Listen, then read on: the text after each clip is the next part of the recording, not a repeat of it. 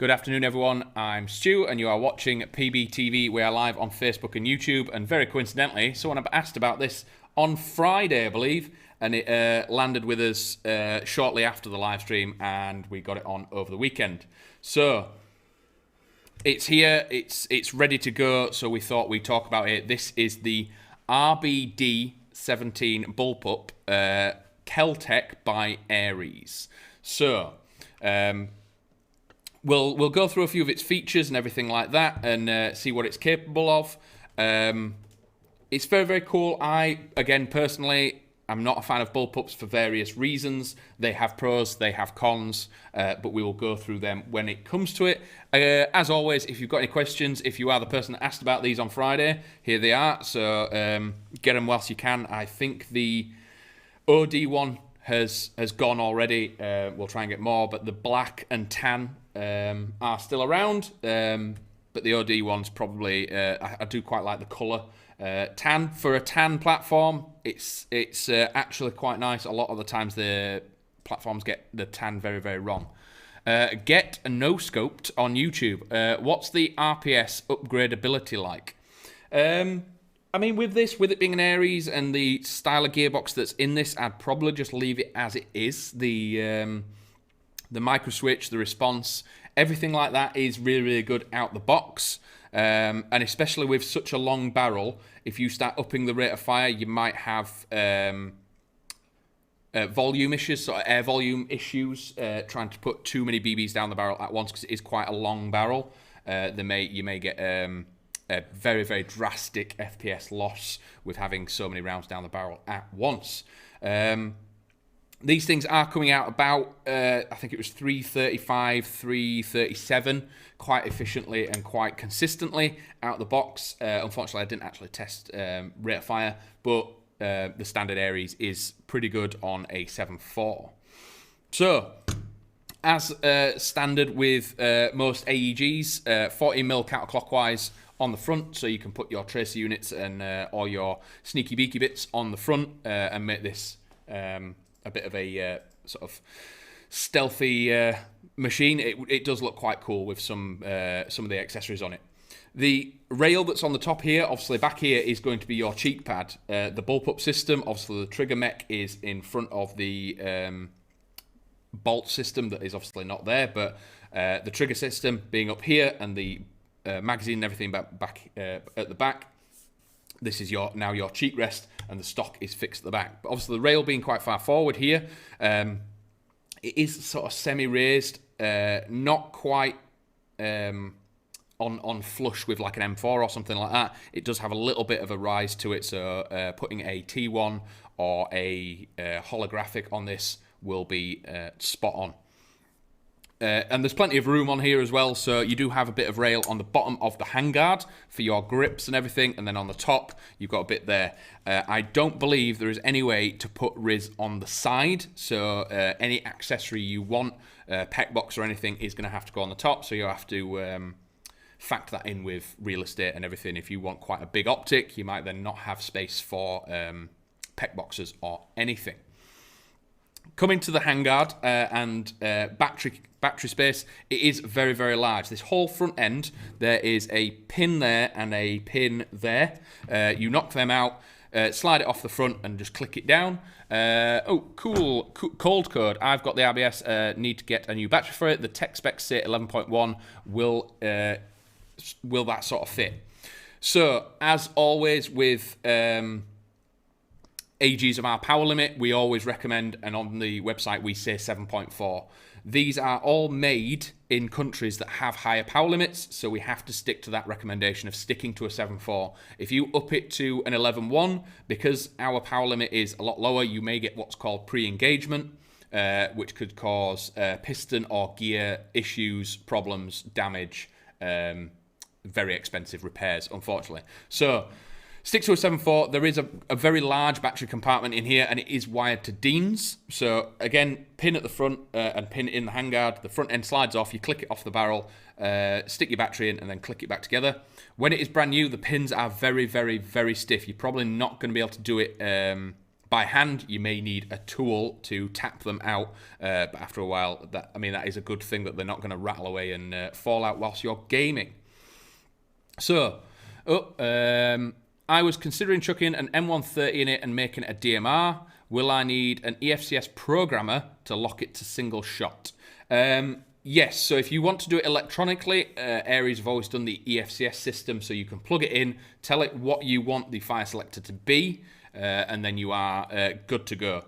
Throwing an M130 in it, I don't know what FPS that's going to produce. It does have a 430mm inner barrel in this, so just be aware that it is going to kick out a decent amount of... you're going to have quite a lot of air efficiency with the volume of the cylinder to the barrel, so experiment with it, see what you can fit in there. But yes, so either EFCS or physically disabling the full auto to turn this into a DMR. Just be aware, some sites say that it has to look like a DMR to be a DMR, so make sure that where you are playing does allow something that is assault rifle based to be a DMR. You don't trick it all up and then not be allowed to use it. So it has to be like an SPR of a certain length and everything like that, have a scope on it. It's just various rules that different sites have, so just make sure you're not going to go down the wrong path with it. These things are going to be really, really good as ARs. They are a little bit heavy, but again, because the gearbox is at the back here, these things are a smidge over 3 kilos, but again, all the way to the back, so it is in the shoulder, so it does balance really, really nicely. As I was saying, I'm not a massive fan of the bullpup system because it does take too long to reload at times. You have to do 2 motions rather than 1, like with an M4. You have to do a single motion, you can get rid of the mag and just throw another one in. With this, your mag release is actually this lever here. So you press it with your finger and drop it out, and then you can drop the second mag that comes with it and throw it in with a tiny mag. So people that are thinking of doing this as a DMR or anything like that, the shorter mag is probably going to be better for you, because then when you are prone, hiding away, being all stealthy, you've got less ground interference with the longer mag. It sits at the same length as the pistol grip, so you can get a nice clean, extremely low profile and keep very, very low to the floor. Another sort of continuous point or something like that, or contentious point, when the magazine is out, and in the bottom of the pistol grip, if I push this, out falls a tiny little screwdriver. This is how you adjust your hop, and you have to do it through the mag well. So through there, you have to push it with the little flat screwdriver, adjust it, fire a few mag in, fire a few shots, and again, adjust it. So it is a little bit awkward to set the hop, but it is a rotary hop in there, so it is solid, stable, and is not going to move. It's just a little bit of a pain. Evil G, I'm thinking about getting one for my first rifle soon. Could someone give me some good starters? Oh, you're just on about in general, so not necessarily this. You're on about just in general, what is a good starter? Absolutely anything you like the look of.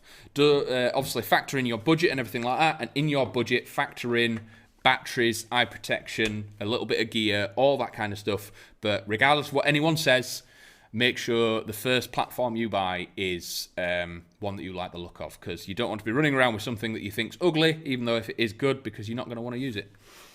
So, controls-wise, we do have an ambidextrous fire selector, so currently on safe, then on fire, and then on full auto, and then all the way down is back to safe. And it is quite positive, and a lot of the times these ambidextrous selectors that go all the way through, they can sort of almost fight against each other, but this is a very, very solid positive click into place, and there's no sort of fighting against itself. The bolt does slide all the way back, but reveals nothing. It's just for show. It's just part of the real steel counterpart.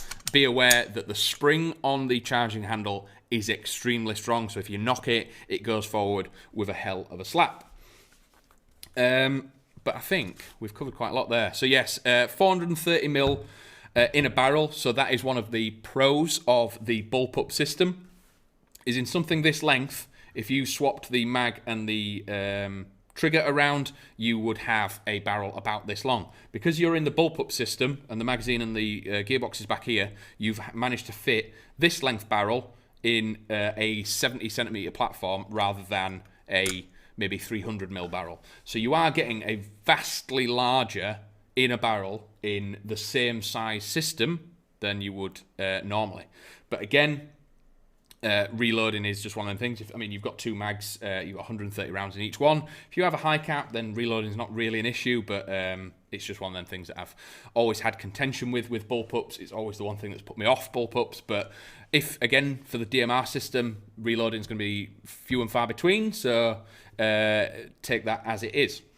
The build and everything of this is very, very good. Ares have always built things to a very, very high standard. The polymer's really nice. It's definitely going to last. You've got aluminium, steel where it's needed, polymer where it's needed to try and keep that weight down. But as I did say, this thing is a smidge over 3 kilos, and then you have the rubber butt pad so that when this thing is shouldered, it's not going to move, and you're going to stay on target really, really nicely. I do believe that these are going to be very, very popular as the sort of AR rather than a DMR, because obviously you're going to have to do quite a bit to it to get it up to the 1.49 joules or whatever it is nowadays. But at 350 FPS, these things, sort of 330 to 350 FPS, these things are going to be accurate with such a long barrel. The groupings are going to be really nice. You get 2 mags with it. It's good to go. It's wired to Dean's, and the EFCS gearbox is going to be very, very efficient, and it is obviously the newest incarnation from Ares, so it has all their experience in it as well. There are a couple of the finicky parts that they've just had to overcome with it being the bullpup system and the style of platform that they've tried to copy. So obviously, for those that have just joined us, there is a small screwdriver type tool in the pistol grip, and you have to get to the hop through the magwell just by pushing it with this little flat tool. The pins that are in the handguard are exceptionally stiff, so you will need maybe tools, a little tap to get them out. And then when you do get it out, you've got to get them back in. But you do have a massive battery space in there, so try and get the biggest battery you can, meaning that you not have to change batteries mid-game or anything like that. Get yourself 2, and then if you get all the way through from game on until lunch, you can then swap your batteries whilst you've got a bit of free time, and then you know that battery is going to last until the end of the day.